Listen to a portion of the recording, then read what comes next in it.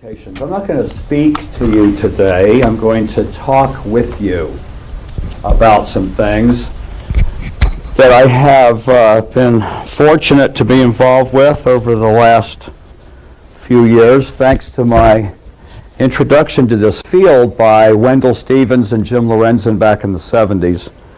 For those of you that may already have heard some of the technical background information that I sometimes start off with, please forgive me for reviewing it again, but for everyone that doesn't have a background in image processing or analysis, I'm going to lay a framework so that some of the concepts are not in a scientific version, but in a dynamic human version so that you understand it. Scientific papers, peer group reviews, I don't do those. In running a company, sometimes it's great that I invented this and Jim Dilettoso invented that. Hey, we did that. The company of people that worked together a long time. Now, it's good in having a technically oriented company to have access to the tools to use for our, quote, hobbies when we're designing this gear for other people as a design firm to design it and install it, or design it and build it and rent it out. But frequently, this gear, if you're the builder, you're the best user of the gear, including all the people on our staff. So, we're talking about computer-based image testing of the unknown. We're calling it the unknown because we don't even know if we're testing a UFO. UFO is different than unknown. It's unknown flying object, but a ghost, an angel, an interdimensional time-jumping entity. If one of them exists, probably another one of those exists, and they all follow same rules for interdimensional time hole jumping from life to afterlife, one place to another.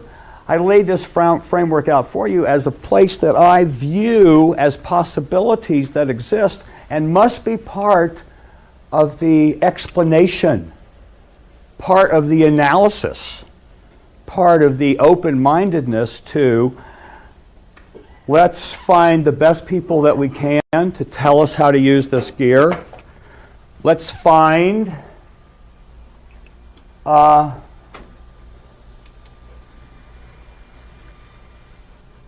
things that are in there that are not obvious at first, such as this skull that you're looking up the screen before.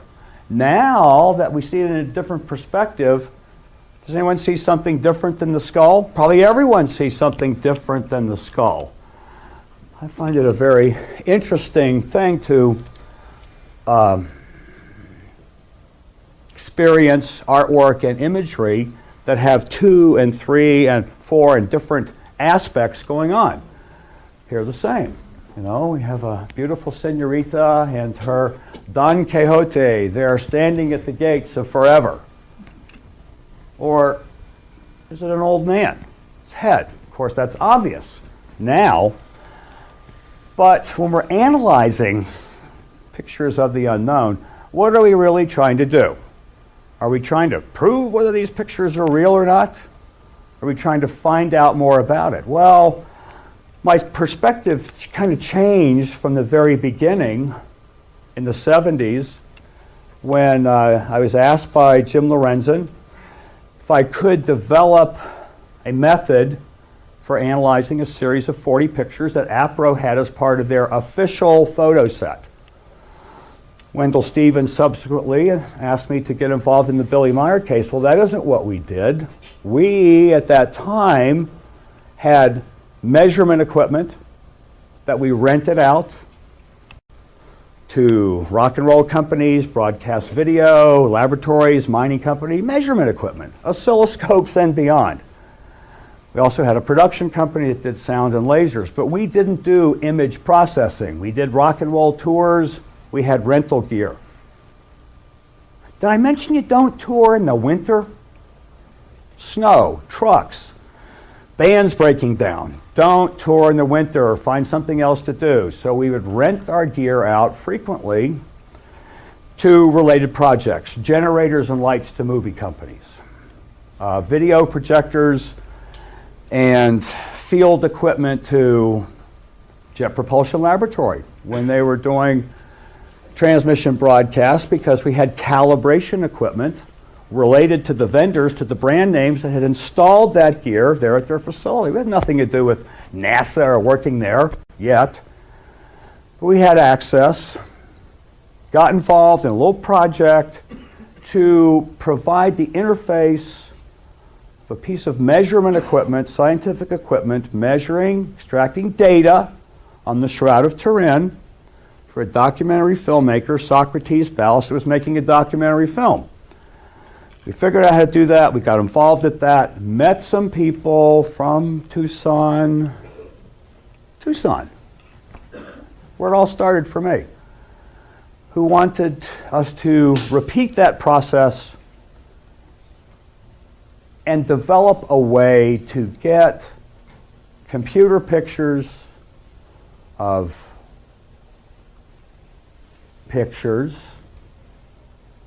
the unknown, which were being transferred into a computer. A miracle was going on. Computer-based testing. Could we help APRO get involved with that? I said, well, okay, give me a couple of years. We're going to investigate it. We're going to find out what it takes to have the equipment to find out how big is it, how far away is it. That's really what you want to find out first before you say it's a flying machine from another place or it's an advanced military aircraft. How big is it? How far away is it? Is there anything unusual in it? Some of these slides and images are prepared for other things, so I'll jump over them if I do, forgive me. These are things about what we were doing. Village Labs all in the 90s as a service bureau, selling supercomputer time over phone lines. But back to 1978 and 79. The strategy that we selected for working this project for APRO, Wendell Stevens, UFO Photo Archives, yes, and Genesis 3, was to first go to conventions and trade shows and standards associations, the big ones. Society of Photo-Optical Instrumentation Engineers, 10,000 people a year meeting in San Diego, all the latest measurement equipment, hardware, software, and we went there and had our way with them. We went around and found out what you could do with their equipment, who were the manufacturers of photogrammetric analysis and image processing, manufacturers of hardware and software. Finding the capabilities of the equipment, developing relationships with these companies so that we could find out who the primary users were of that gear, hardware and software, what they were using it for, what papers had been published about it, so that we could then develop our own method and then have access to that gear by the most appropriate means. Go in and say, we're here to test UFO pictures.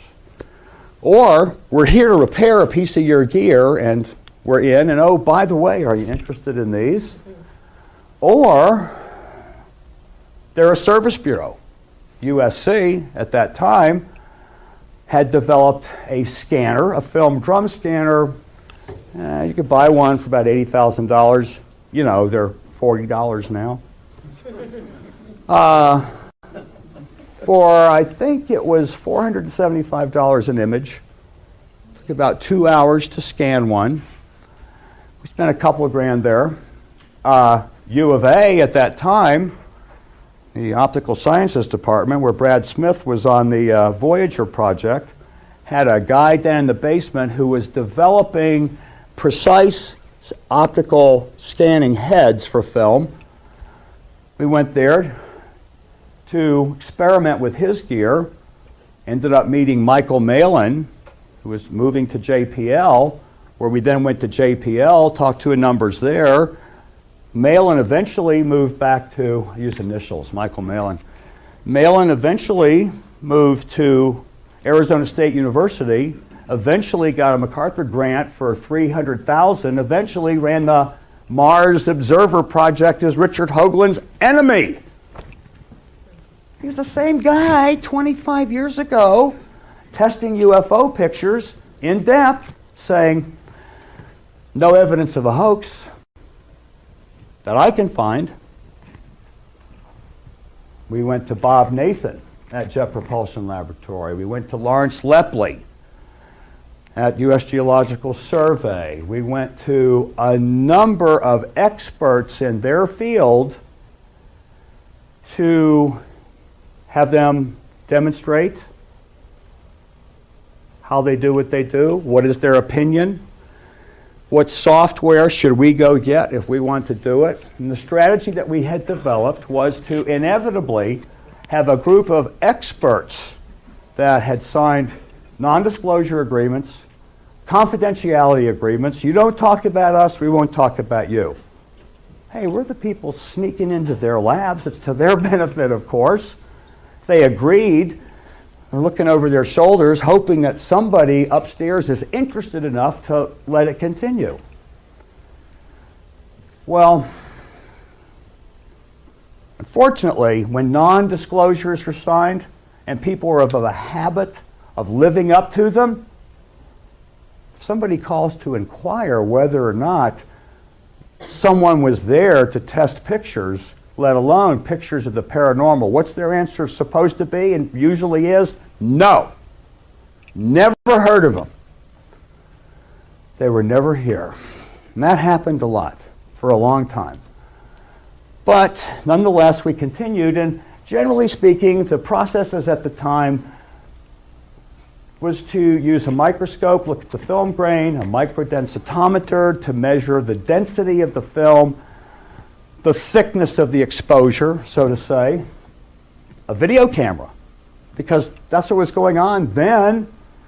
Ground Saucer Watch and Bill Spalding were the people doing computer testing by taking a photograph, holding a video camera, black and white video camera, at the right distance where it's, quote, in focus, getting it into the computer and running software that was developed for measuring cracks in metal. Cracks in metal. And it's now showing the string holding up the scale model. Proof. Are you kidding me? Are you kidding me? I'm saying, looking at this and going, wait a minute, this guy shot a Polaroid photograph or took a print of a print and scanned it at 400 to 500 lines, depending, across the entire image, not per inch, across the entire image, and has it in a computer and found a string? That was believed to be the standard law of testing UFO pictures for about, you want to tell me how long did people believe that? About 10 years that you could do that. So as we're involved in this, we're going, wait a minute, this is weird over here.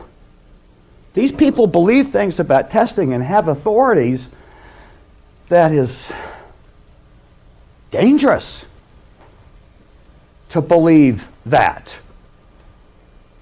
Let's proceed unaffected by that because we want to know. A spectral or spectrum analyzer in film was a standard stock and trade part of examining a negative. Then, looking at red, green, blue, or cyan, yellow, magenta, if you were going to print, and having information about that. Scanners back then, difficult to get at and use, but did it whenever possible. All of it to get data, numbers, to use a computer system and apply the software and determine things about it as we developed a repeatable process over and over. For example, some of the things that you may not know that we did was look at the film grain. Everyone says, yeah, let's look at the film grain. That'll tell us stuff. What the hell's it telling you? Compared to what? Where's the normals? Where's the data? Well, Kodak, did they publish something that says what it means when you look at it? There are people publishing in UFO magazine, electron microscope, picture of the film grain. Doing what? We couldn't find out. We developed something. If you look at the film grain out here in between the sprockets, it's going to be different than the film grain and the patterns in there. If two images were superimposed on each other and the film grain of one batch transfers ever so minutely, it's a different pattern than here. Determining that it's a different pattern required some software that, again, we had to find. That was in what was called the Library of Image Processing Software, LIPS. Inevitably, about 3 years into the project, we bought a number of our own systems and we're doing it ourselves. But the number of experts that we went to analyze the pictures were essentially each using a piece of all of this, or doing this part, and we were getting their opinions and providing them to other investigators, such as Wendell Stevens and APRO and others who were publishing them to an audience of rabid, mean skeptics. Skepticism is healthy. In fact, I'm a skeptic and an optimist. I'm a skeptimist. Skepticism is healthy. The boundaries are set. You don't believe it immediately without show me something sensible that will allow me to hang on to this, some factual believing, knowing that the data represents a fact that we can believe is true. No, you can't do that. It's not right. They're proven to be a hoax. They're proven to be a fraud. This went on for a long time. The process that we decided to develop was to build a database of knowns based on data and test the unknown and compare the data and see if we get a match. If we get a match, it's a known. If we don't get a match, it's an unknown. For example, fingerprint databases. Millions of fingerprints out there, mathematically defined, stored with addresses and indexes in that table, the fingerprint. We get an unknown guy. It's mathematically defined. A search is performed. A lookup table will find it or not find it. And if you don't get a match, or if you do get a match, you know how to do it the same way every time. So finding those data tables in management systems was, remember our business, rock and roll tours, equipment, measurement equipment, etc., is not the kind of background that some manufacturers or some labs say, oh, come right in. Come right in. Unless you happen to bring the Moody Blues with you in order to get pictures of Voyager for their new album and tour called Long Distance Voyager, and you can walk all over JPL, including into the labs, and see your people again and come and go. It's not always that easy, and sometimes you get in trouble. But you get things as best you can. What ended up happening is the things that were evolving turned it into a business for us. Image processing, image analysis, service bureau became in fact, inevitably, our entire business. But let's not linger on any of these things too long.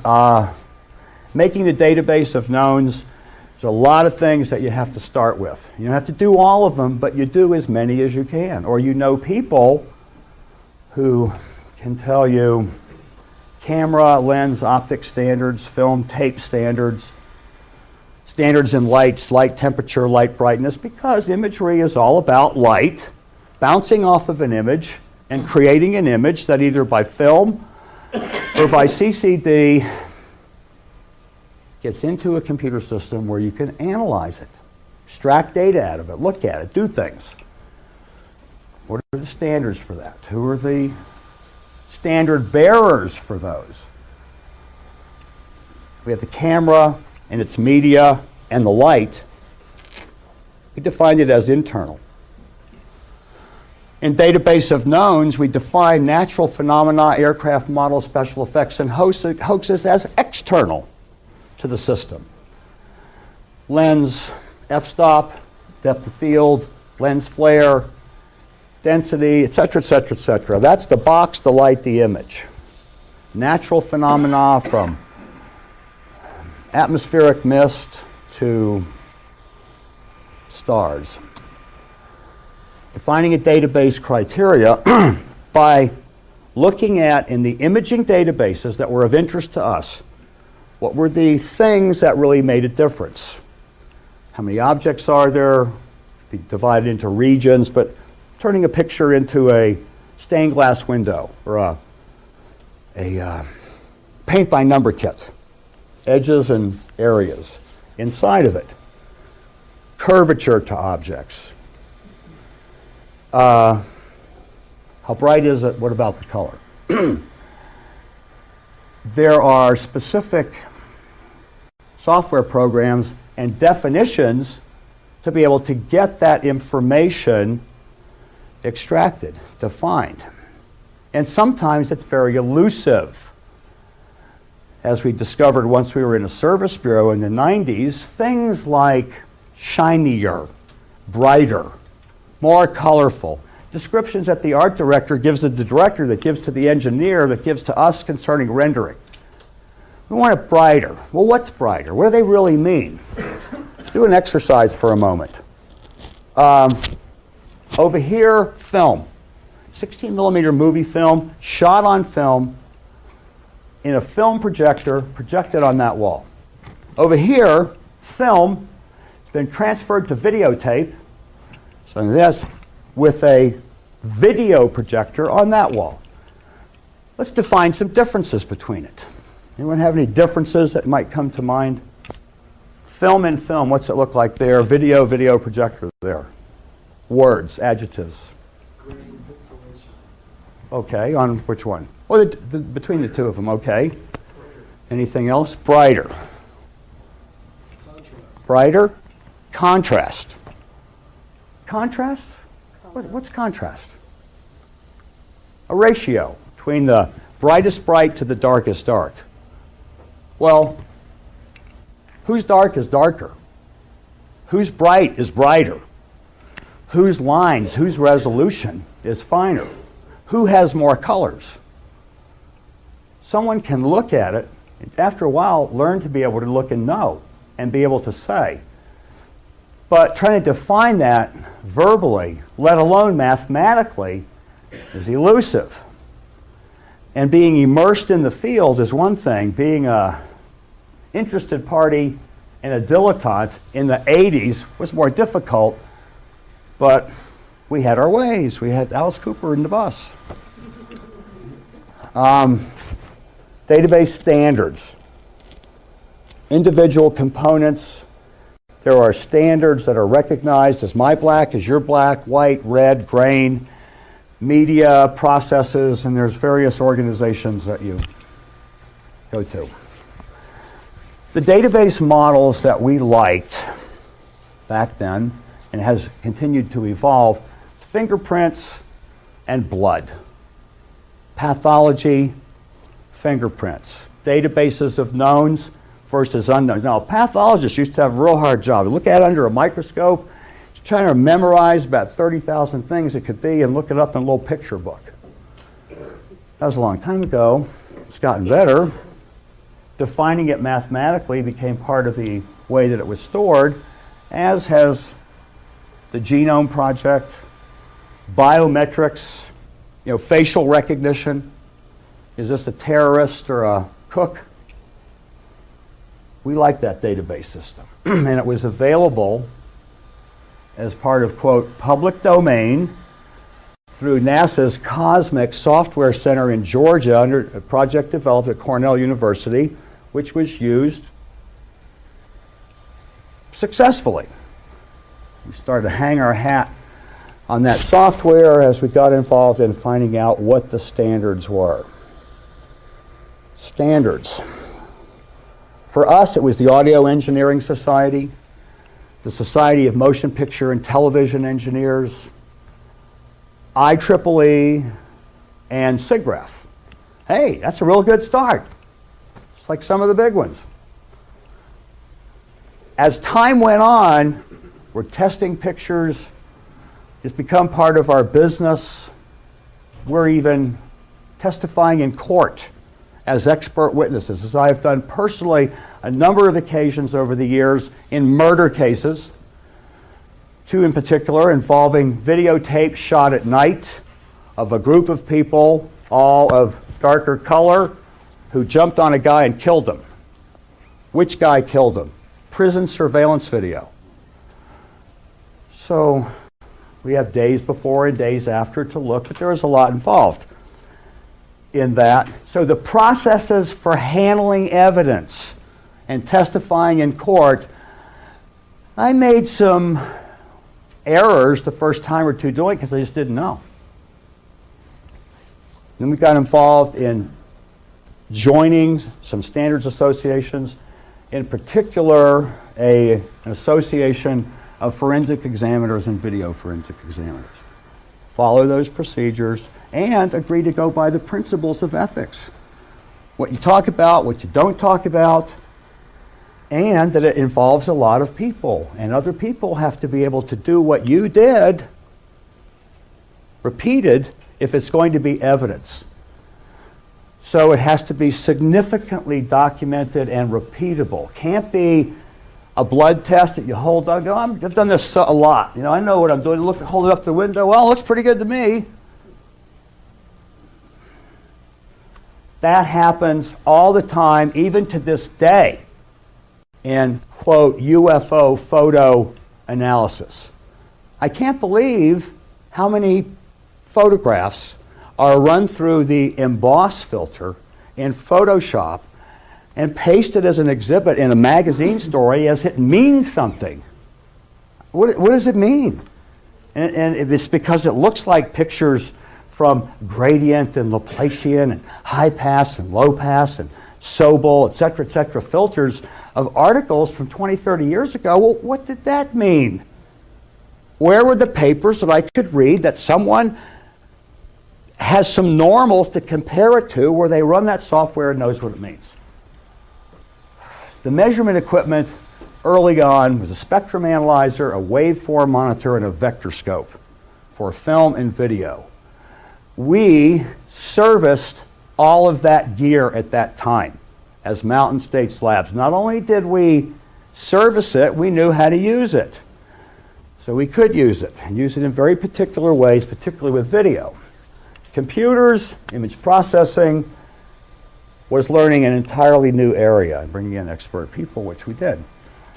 There's a lot of things involved, from the emulsion to how you define the image and defining mathematically the film image over here and the video image over here. Looks like we have some smart people out here where it's possible that some of you might know what that means and even do it every day at work. Anyone here work in that area? Jim? Okay. Well, sometimes. Even for those that work in it as an occupation, special effects, engineering, chief engineer at a television station, there's so much to know and be aware of that it takes a village. It takes a lot of calling people and having a network. It takes a lot of knowing about the tools. It takes a lot of preparing materials to brief your own staff that you're bringing onto the project. If, yeah, we're going to work on rock and roll tour effects, this project. Over there, we're doing some movie special effects. Over there, in this part of the lab, we're working on a airplane crash case for a court case. And at night, you and you are going to come. We're going to work on these pictures of claims of the paranormal. What are the issues? How are you doing it? Why are we running this filter? What does it mean? Well, some of the tools, some of the software, any of these I just go by. I don't want to spend 5 hours talking about this, so some of them I'll just fly by. If you see something of interest, we'll talk about it. Answer any questions about things. Eventually you get a bunch of gear and you start to use it and you start to extract the data. Go through a sequence to digitize making the normals. We've got our standards on optics, film chemistry, the internals of the system. Now we're going to the externals, talk to special effects people, talk to, quote, public domain, so to say, software and hardware people, NASA, when possible, and have all that set up. Now, let's go shoot pictures of airplanes up in the sky, on the runway, and let's build some model airplanes and shoot those. Let's shoot pictures of cars at different distances and shoot them going down the road where there's telephone poles. Let's build some scale models of cars and shoot those. Let's build some scale models of UFOs and shoot those. So we've got column A, column B filled, column A, column B filled, data that we can compare. So we've got over here models of UFOs, column B filled, no column A. Hey, we've got a formula. If you can write a formula, fill in the blanks. Begin to know things. And we went to the science of photogrammetric analysis, which had grown out of the military, gathering mathematical data out of pictures to be able to better decide what to bomb.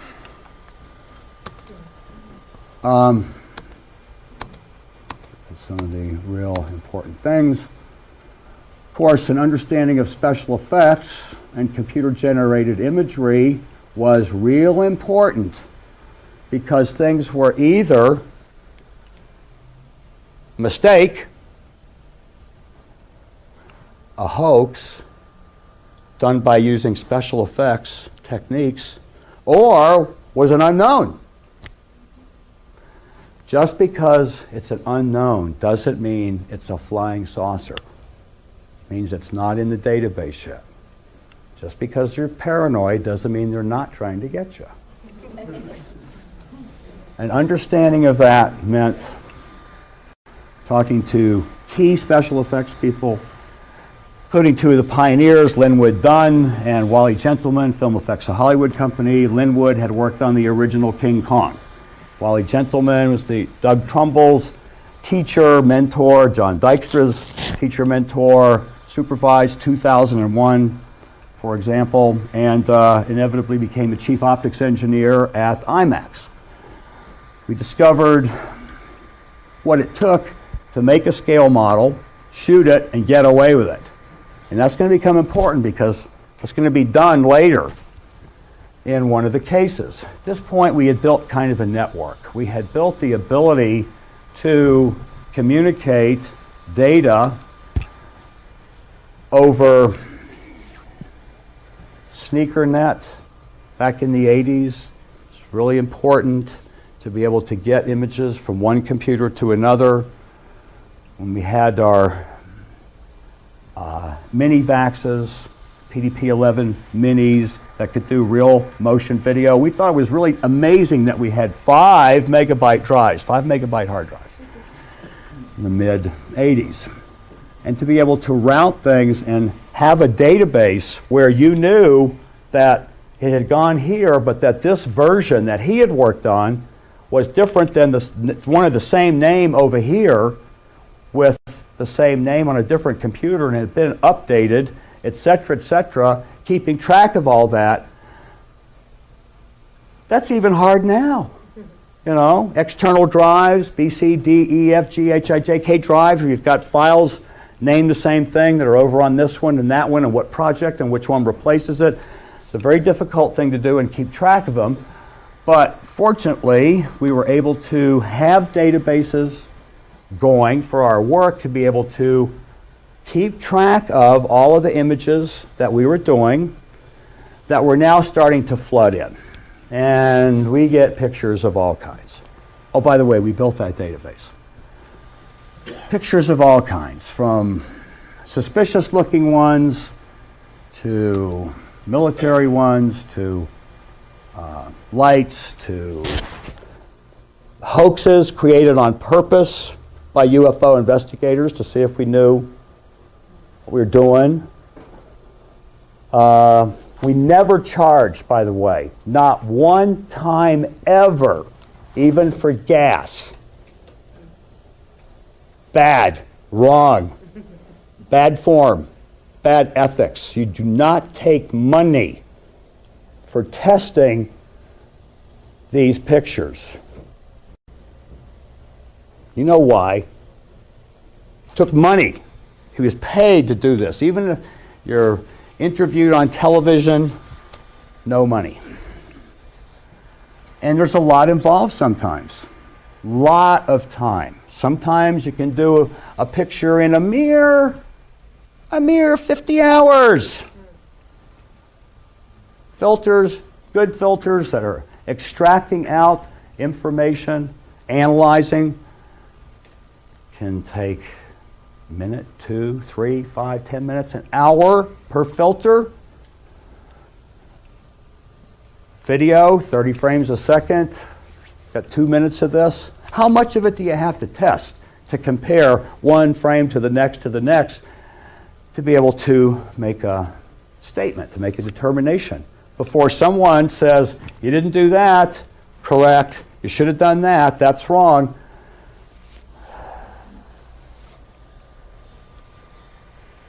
For example, lights in the sky, bright lights in the sky, wiggling and moving around.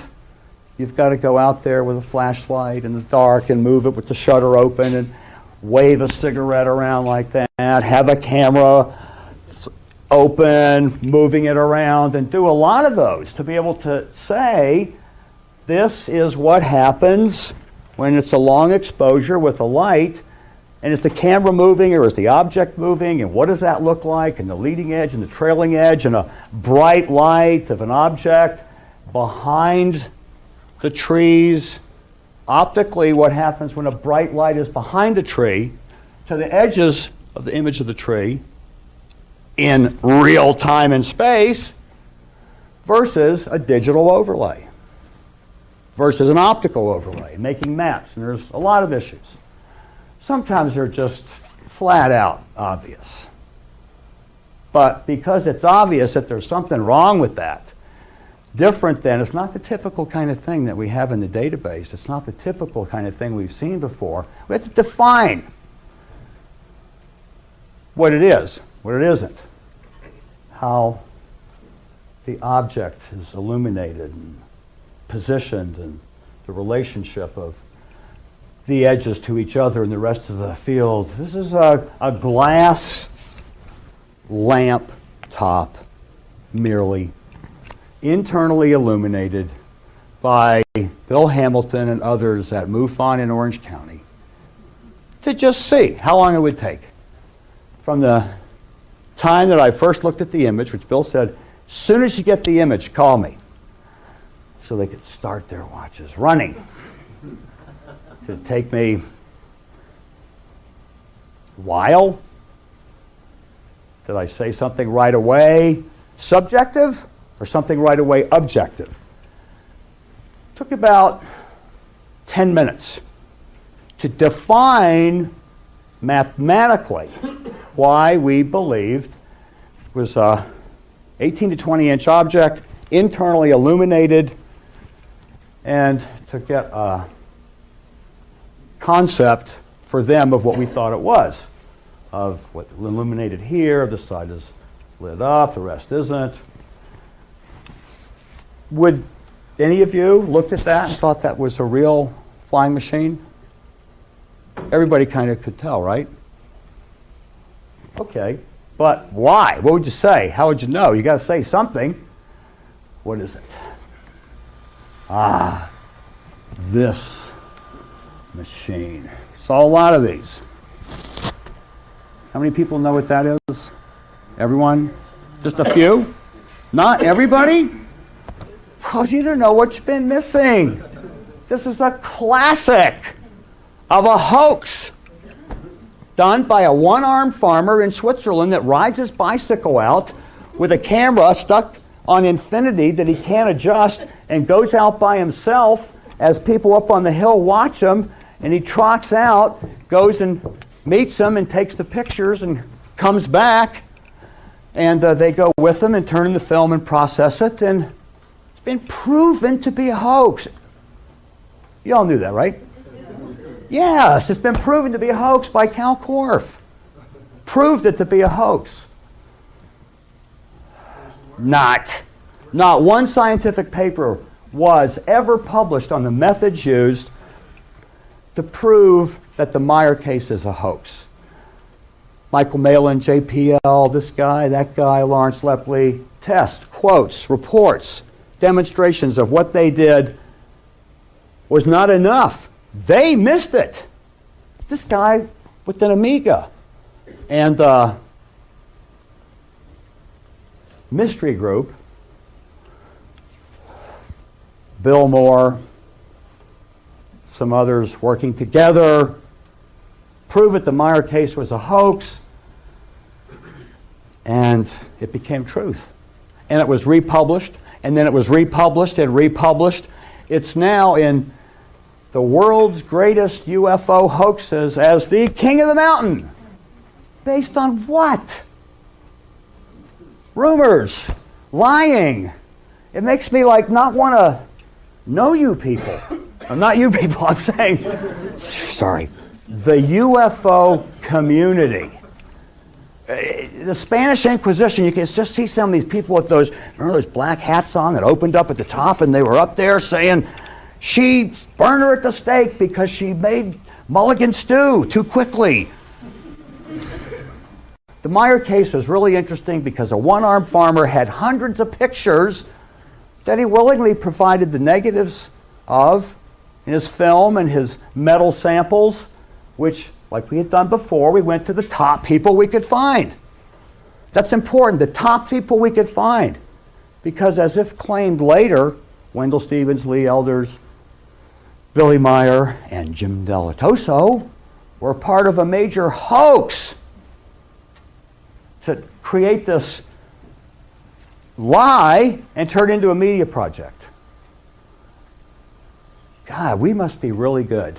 If we can hoax something that we can convince some of the top people in the field that we have analyzed it, and no evidence of a hoax, pretty good. Well, we're not like that.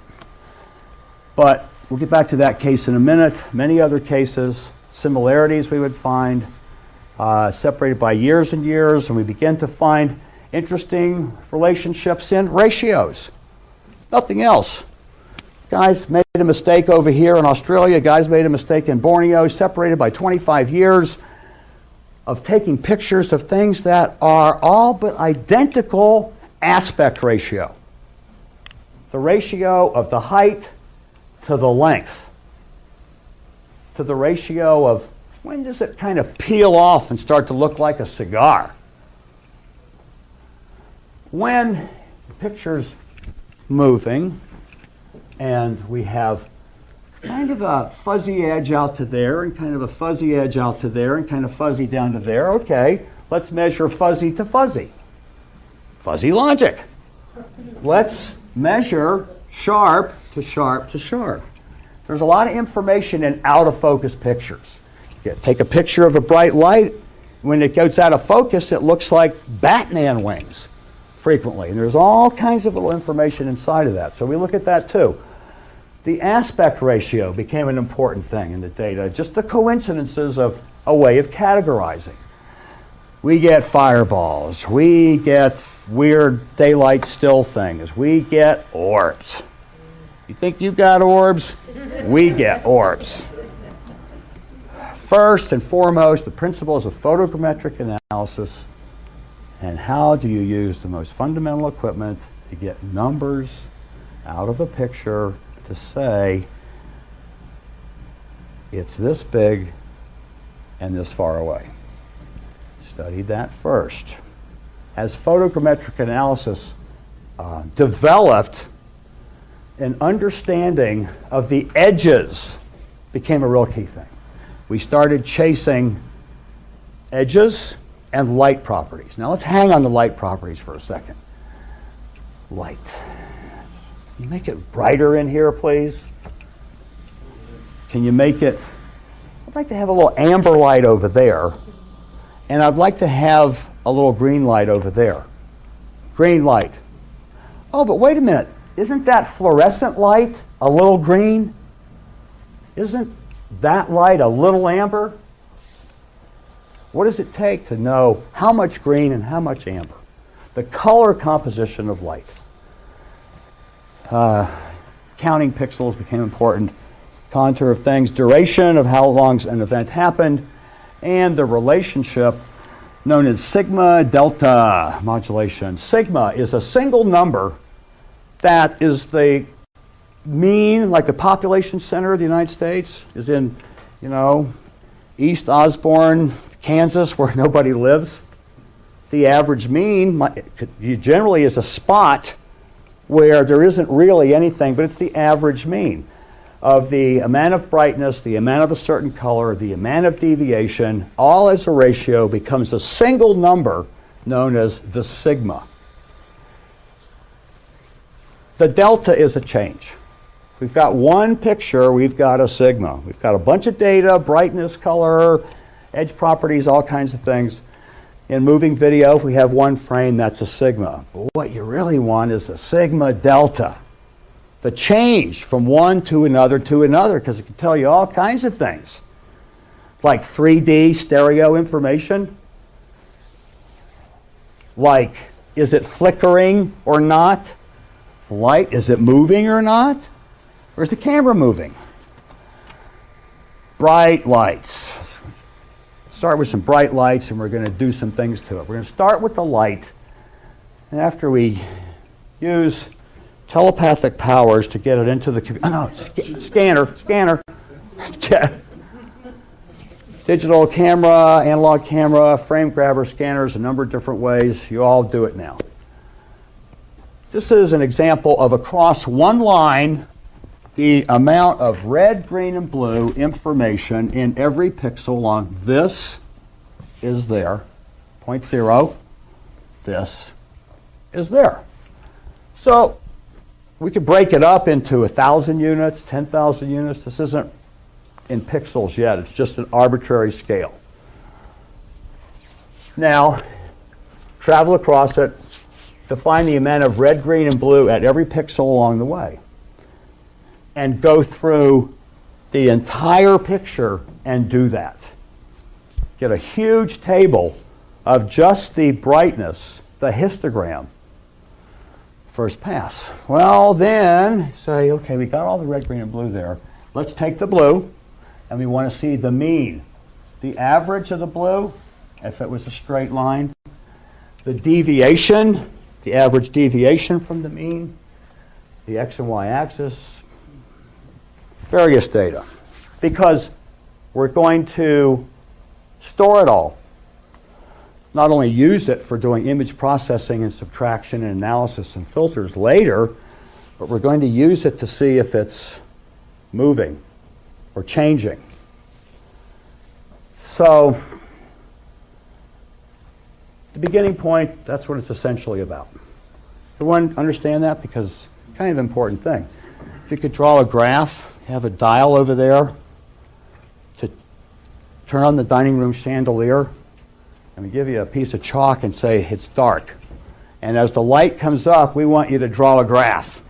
Okay? And when it's on, just keep walking until we turn it off. And then you draw it off. That's what this is doing. With precise color separation in the red, green, and blue domain, because that's where a computer and video works. Remember, RGB guns, red, green, and blue. Printing, mix and paint, a little different. What's that called? Anyone know? You've heard it before. Cyan, yellow, magenta, black. CYMA, sometimes it's called, or CYMAC. Oh no, that sounds like sigma. What if a rookie over there is eavesdropping, and here's people talking about doing the sigma test, the sigma test, and is reporting to his astronomer friends that these people were doing some kind of spectrum analysis sigma test.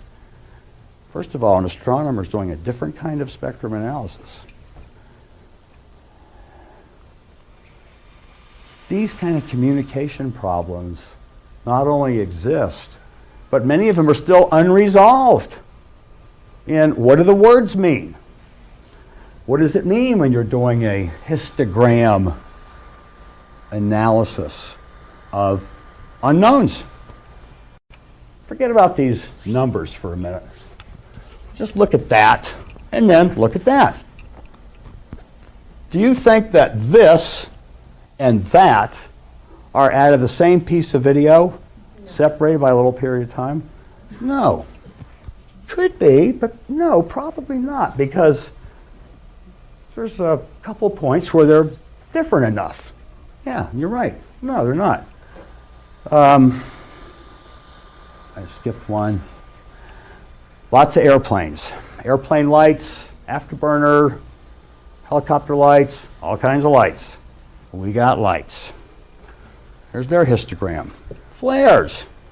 We got all kinds of flares. Thousands of flare pictures, because thousands of flare pictures are published by the manufacturer as part of the specifications. Brightness, wavelength, duration on and off time. We also did a lot of our own by going to the Barry Goldwater grounds and other places with flares manufacturing experts and same people that had shot unknowns that were alleged to be flares. Same people, same cameras shooting flares with experts. Compare them. Sometimes you got to go to a lot of extra effort when you'd rather be doing something else. Just because a naysayer won't let up. And frequently they don't let up. Hale-Bopp was out during March 1997 when the Phoenix lights happened. A lot of people were out looking at looking at Hale-Bopp. More people than usual were out. In fact, astronomy classes at ASU were out on the roof that night of March 13th at 8:30 when these lights flew right over the airport. Whole class. Oh, that was weird. Must be some kind of test. They went in, they came back out. They went in, they came back out.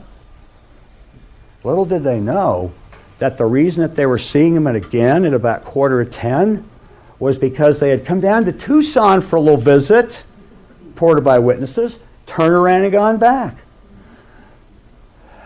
Hale-Bopp was out that night. Something happened called the Phoenix Lights. We'll get to that in a minute. A little bit about measuring light. Now a little bit about measuring edges. Measuring edges. Now in real life, I mean, everyone here is in focus, right? I mean, in real life, everything is in focus. Focus changes when you put a lens or a camera there.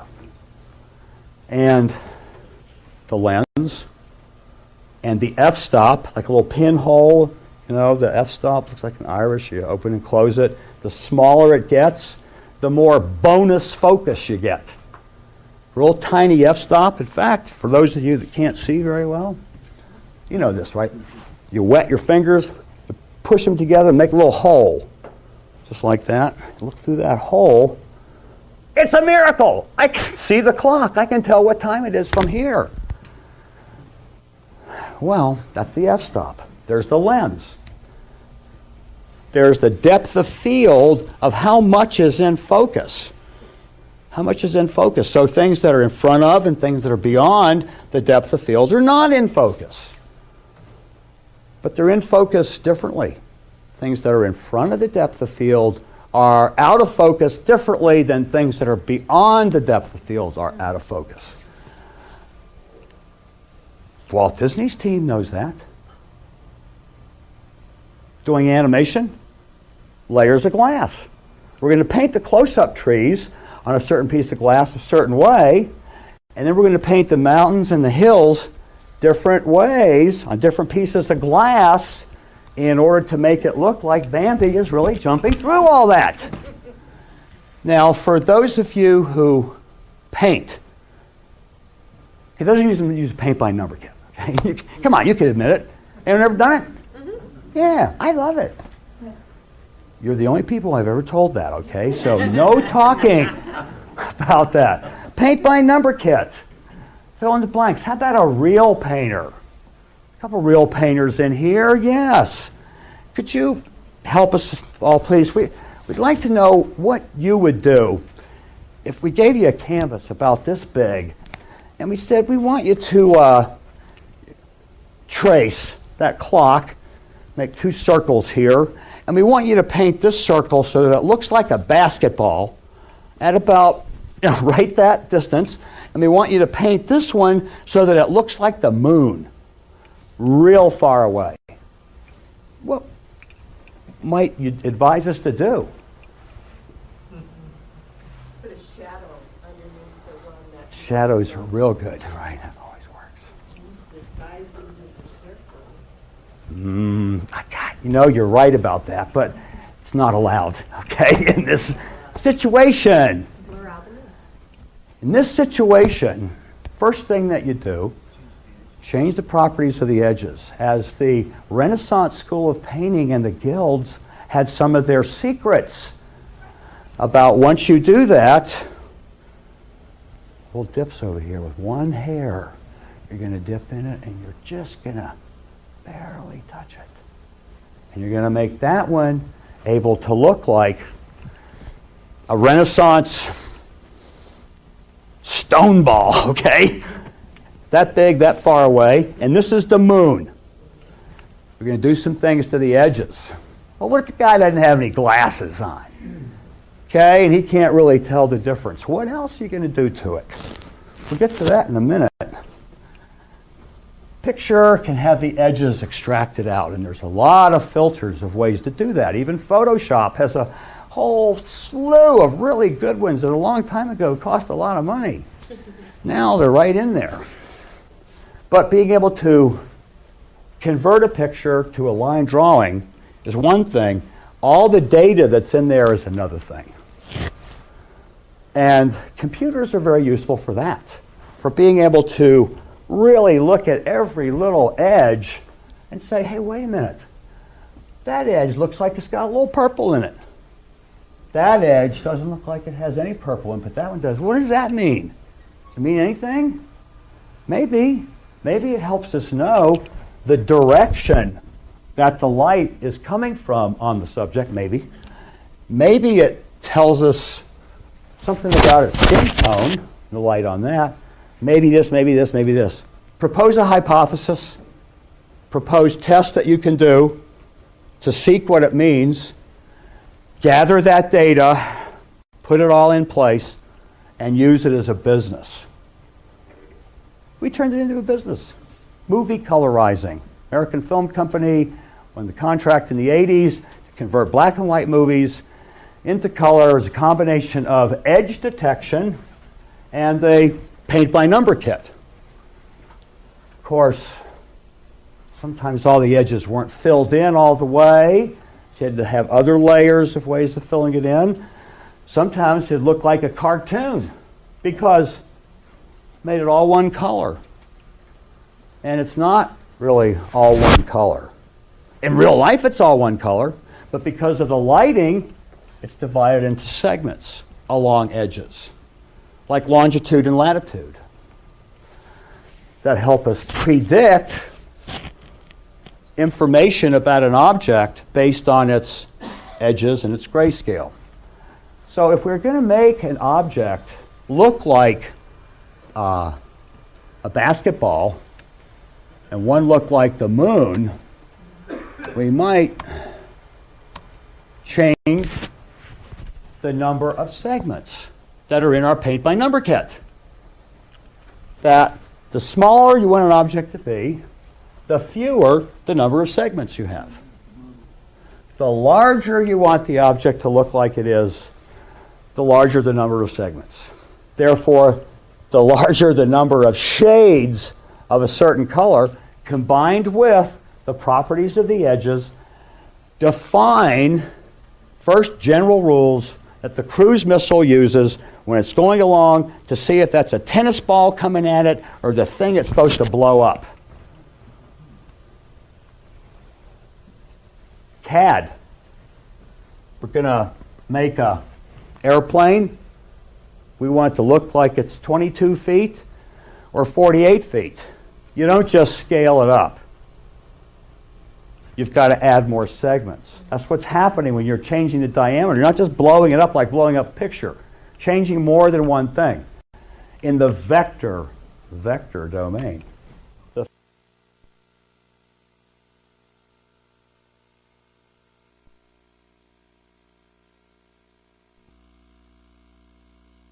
The effects guy I told you about, Wally Gentleman, he made that for them. Nobody told me that when they came back with the new Billy Meier pictures for me to test that, oh, that they were that. These were the new Billy Meier pictures. Oh, and did I mention that they were set up to embarrass me because they had a documentary film crew there to cover my results? And takes about 10 to 50 minutes. It's 52 and a quarter minutes, depending on your processing speed, to determine that it's a scale model. Some things are almost so obvious that we don't even have to measure it. And that looks, see how it looks kind of all like it's one color? You know, smaller number of segments. Whereas this one's got, you know, all kinds of things going on. It's got highlights and it's got a patina, okay? Well, can tell. I can tell, you can tell. You can take a picture, it's not scientific, but it's good enough for you to find out more. Scan it in, get a picture, take it into Photoshop. Use one of the filters for contour. Color contour or edge detection, or you'll find the one that you like and move them around. Do it on a little model airplane. Photograph, Google toy airplane, Google TWA airplane. Do that to them. You'll see that. Just like a painter can see that and knows how to do that. You know, if we would have taken a few painting classes, we could have saved ourselves 10, 15 years. Stuff. Position, motion analysis. Are we moving? Are they moving? What's going on with position and moving? Now, that's a harder one. It's a harder one. So let's use the Phoenix lights, which you're all somewhat familiar with, just as an example of a couple things. Get everything about the people driving them, right? No, we'll know nothing. Let's know how to concentrate. They're going to be over there. They're going to be over there. My personal view is that as time has gone on, I came to understand what I wanted to get out of understanding about testing and analyzing pictures. I came to then understand that kind of about people feeling like if they see something or take pictures that they can go somewhere because they don't have to keep it a secret and maybe they won't be ridiculed, but you know, there's a freedom to most likely not be ridiculed. They might lie about you or snicker about you behind your back and call you crazy, but no longer to your face. You know? You all can walk proudly up and down the street without fear of ridicule. You know, and a lot has happened. You know, in the last 5 years, 10 years, it's almost become in vogue, you know, to be interested in the topic, isn't it? It's kind of cool. But in the end, it's about what do you tell your grandma that's the truth before she dies, and what are you telling your kids? What do you think Philip Glass used to tell his grandkids about whether it's true or not, you know? But for me, it's become about the contactees, particularly contactees that might have taken pictures or done something else, because that leads to the point of what did they say that they said, you know? And you got 1,000 people that you interview and 500 of them made a mistake, and 200 of them are lying, and 200 of them are well, you know, not psychotic, but maybe neurotic, you know, and 99 are lying. It only takes one guy, one girl, one woman that really met him to wipe out all prior data done from afar about who they are and why they're coming here. So for me, I like the contactee cases that Wendell has steered to me. Not that he hasn't steered me a waterfall of pictures to analyze and look at, but the contactees. Billy Meier case, I find no evidence of a hoax. Some things are pretty fishy sometimes about why he, hey, remember the story about Billy Meier making a model and that Calcorf caught him? He made the model, and his group made the model. What do you mean he found pictures of the model? Everybody, for example, yeah? This, Jim? What about the Billy Meier wedding cake picture? I know, it looks weird, doesn't it?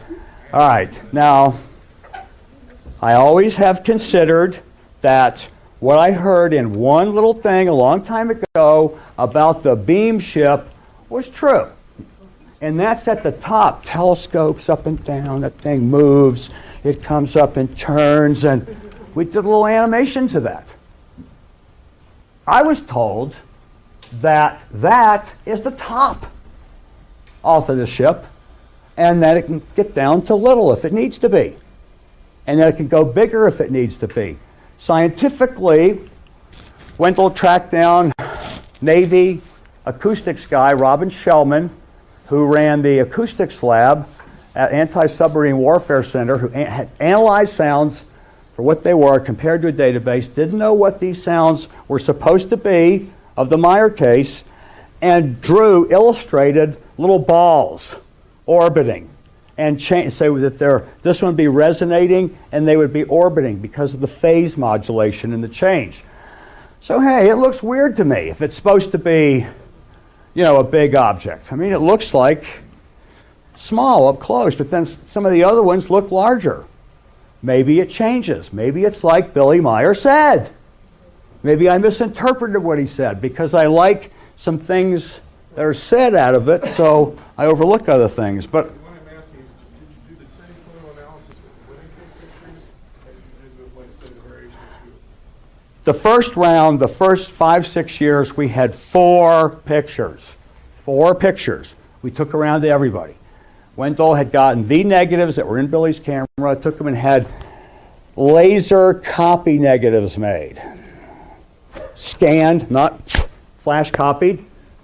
So we had 2 1/4 and 4x5s, I think. Yeah, Alpha, his 35 millimeter, which is what we took around to places, those 4. So what can you tell out of these pictures? Which is the time we were finding out about edge properties, which is one of the main things back then, properties of edges in the secret societies of image processing. And those 4.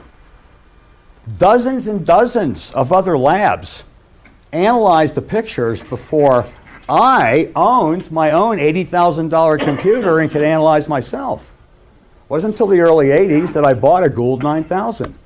And then 2 De Anza computers, and then others and others. So the initial tests were done by others.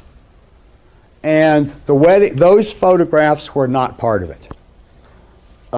Subsequently, others have tested copies of photographs of those photographs and claimed things that indicate that they're a hoax. I haven't seen any measurements or any data scientifically that demonstrates that that is a hoax. It looks like a small object because maybe it is. Some of the communications organizations that have grown up around Billy Meier have an unusual way of presenting his experiences, the legends of Billy Meier, and defending or explaining the evidence. I'm not in that.